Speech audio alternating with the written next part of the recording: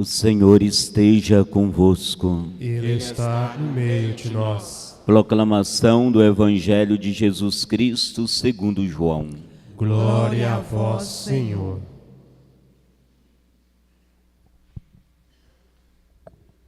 Deus amou tanto o mundo que deu o seu Filho unigênito para que não morra todo o que nele crê, mas tenha a vida eterna. De fato, Deus não enviou o seu Filho ao mundo para condenar o mundo, mas para que o mundo seja salvo por ele.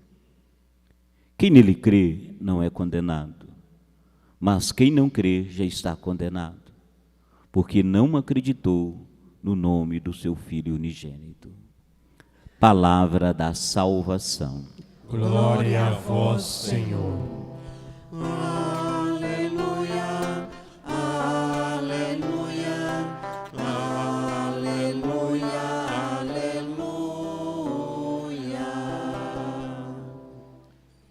Meus irmãos e irmãs, hoje nós celebramos a festa da Santíssima Trindade, que nos convida a conhecer melhor esse nosso Deus.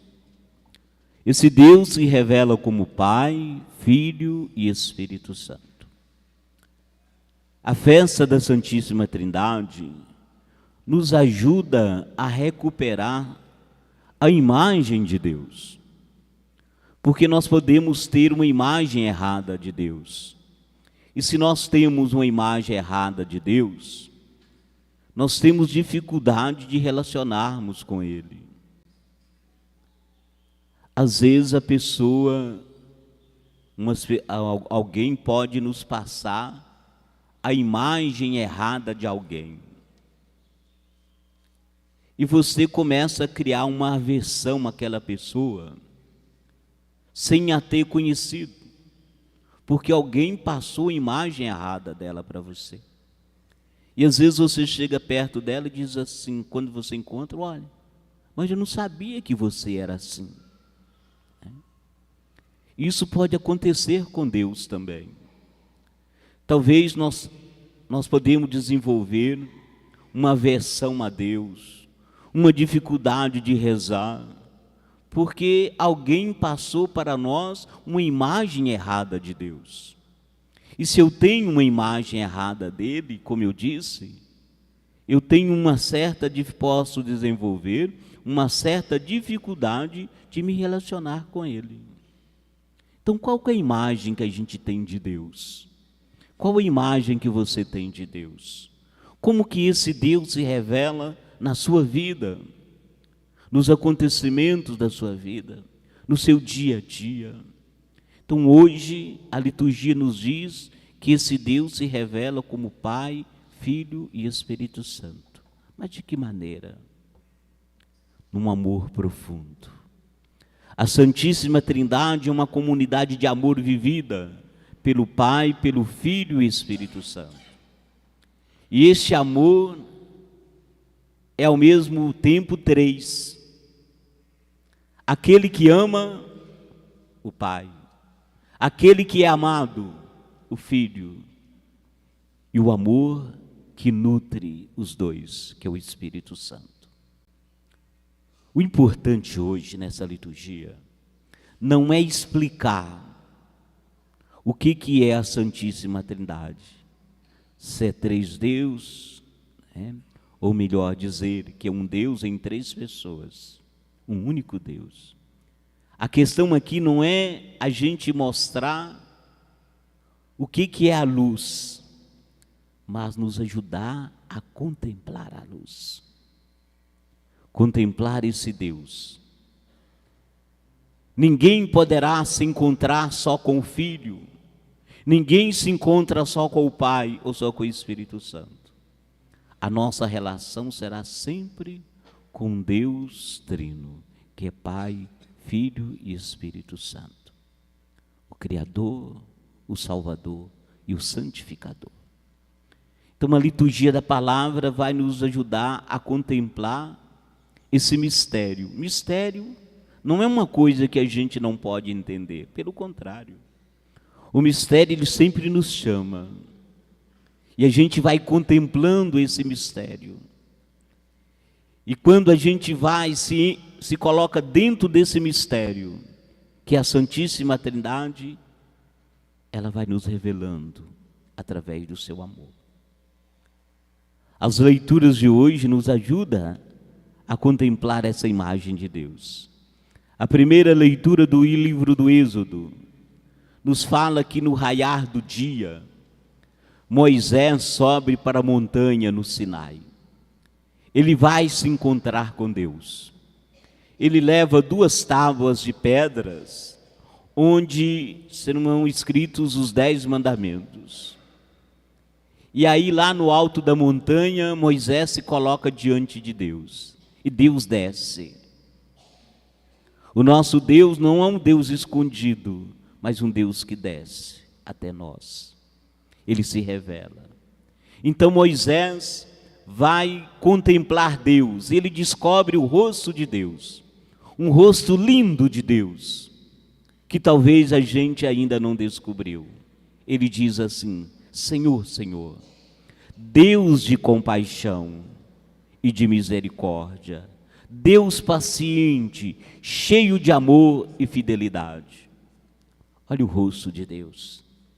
É um Deus que é compaixão. O nosso Deus é um Deus misericórdia. Ele é um Deus paciente. É um Deus cheio de amor e um Deus que é fiel. Essa imagem de Deus que a gente deve carregar.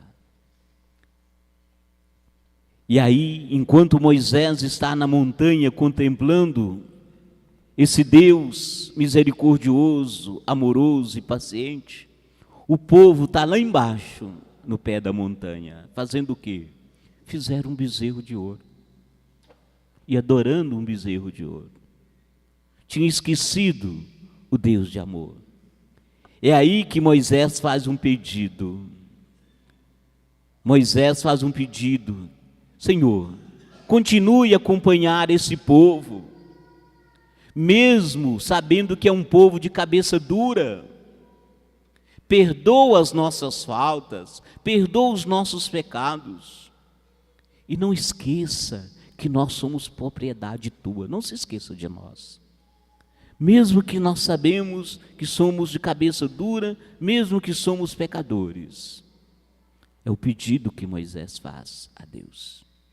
Acredito que esse pedido também é o nosso. Continue caminhando conosco, Senhor. Mesmo que sejamos de cabeça dura, mesmo diante de nossas infidelidades, perdoa as nossas faltas, os nossos pecados. Nos receba como propriedade tua. Em outras palavras, renove o seu amor para conosco.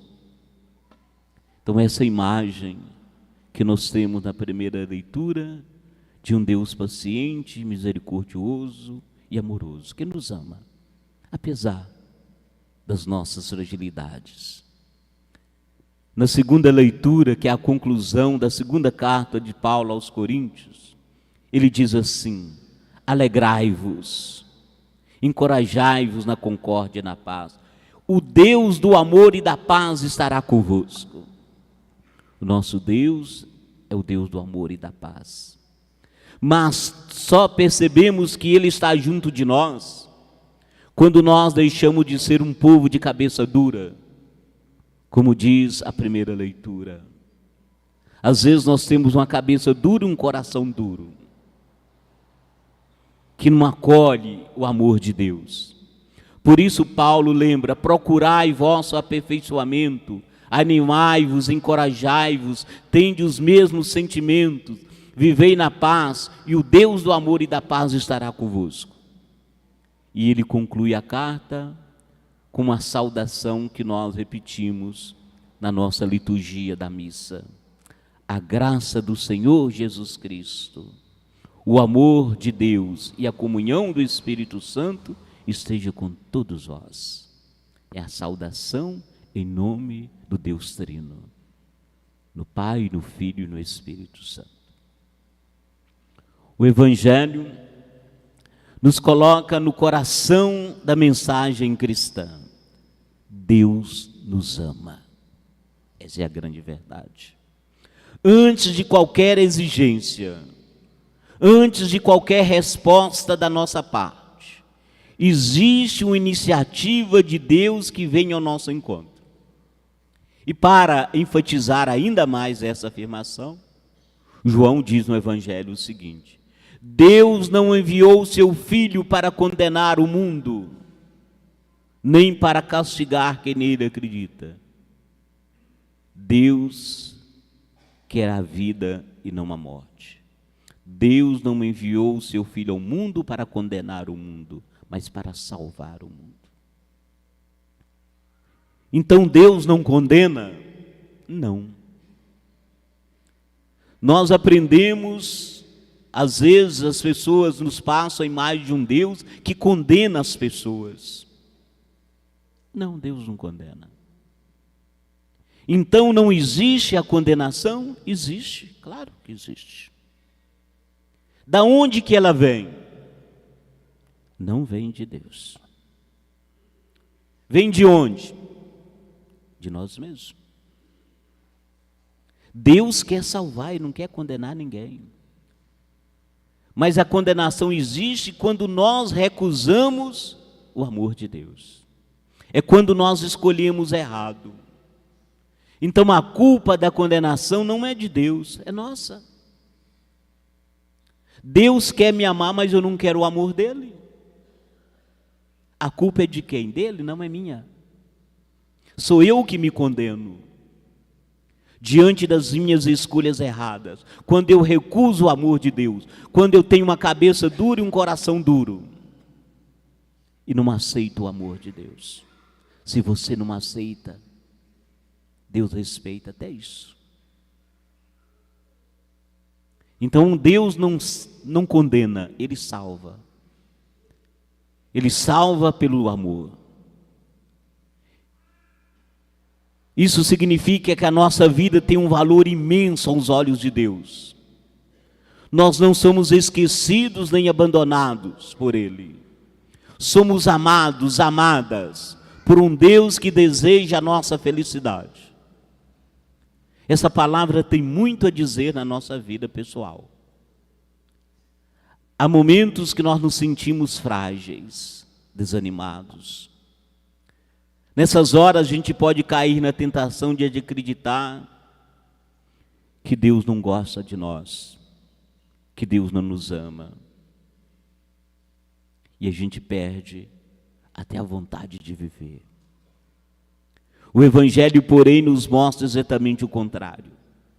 Jesus não veio para condenar, mas para salvar. Ele não se aproxima de nós para apontar os nossos fracassos, mas para nos oferecer a sua misericórdia, para nos levantar. Crer em Jesus é acolher essa mão estendida.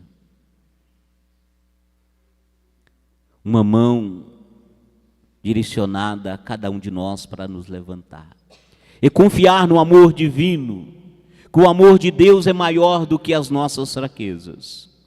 É permitir que Deus entre na nossa vida com os nossos desafios. Às vezes são desafios familiares, preocupações profissionais, as inquietações do coração. Mas quando nós nos colocamos nas mãos do Senhor, descobrimos uma força para enfrentar as dificuldades e uma esperança que renasce todos os dias em nós.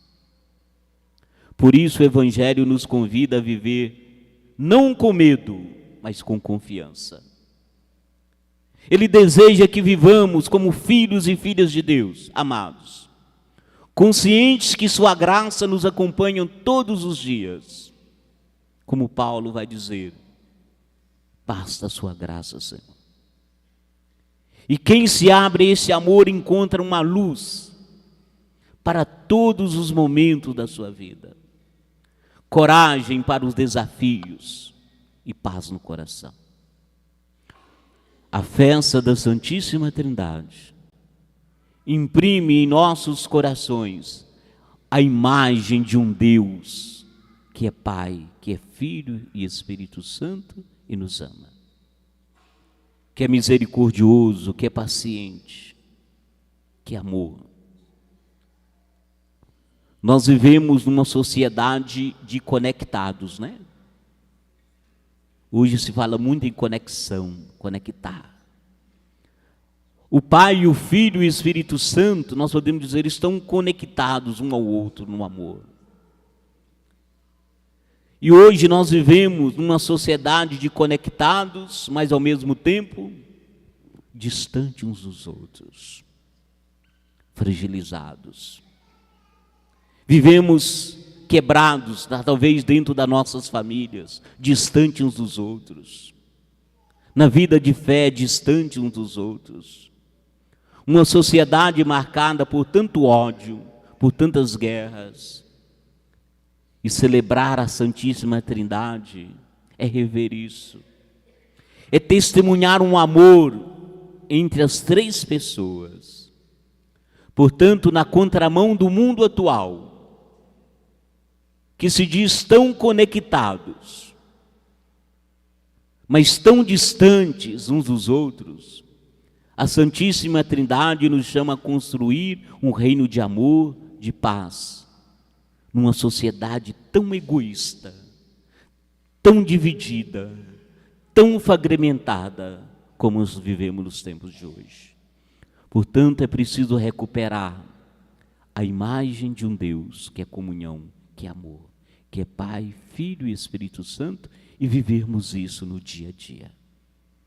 Que hoje renovemos nossa fé na Trindade Santa e permitamos que seu amor transforme a nossa vida.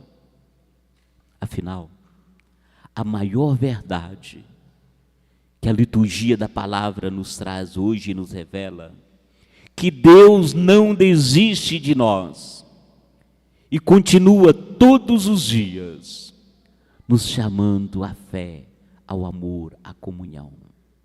Porque Ele é o Deus Trino, Ele é o Deus Amor, Ele é o Deus que é Pai, que é Filho e Espírito Santo e habita em cada um de nós. Professemos a nossa fé.